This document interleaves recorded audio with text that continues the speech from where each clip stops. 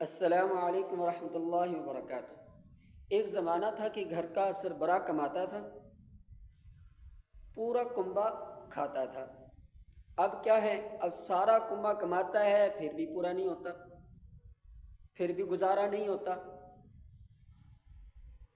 اور ہم ایسے معاشی بحران اور مہنگائی میں مبتلا ہو چکے ہیں جس کا کوئی حال نہیں۔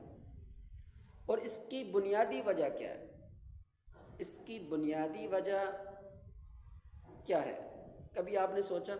نہیں، ہم بس کچھ اور ہی سوچتے ہیں، یہ کیسے آ جائے، وہ فلانی چیز کیسے آ جائے۔ پر اس کی بنیادی وجہ کیا ہے؟ اللہ تعالیٰ نے قرآن میں بھی فرمایا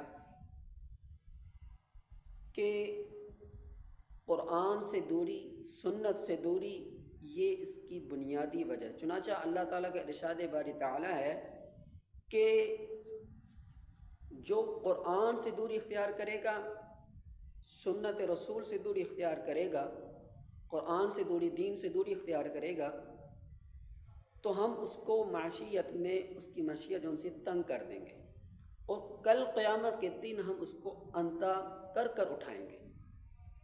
تو میرے دوستو، ابھی بھی وقت ہے، میں اور آپ اللہ کے دین کی طرف آ جائیں، اللہ کے راستے پر آ جائیں، اپنے آپ کو اللہ کے راہ میں لگا لیں، تو اللہ ہمارے یہ سارے مسائل، ہر ایک پریشانی کو اللہ اپنے فضل کرم سے دور فرما دیں گے۔ والسلام۔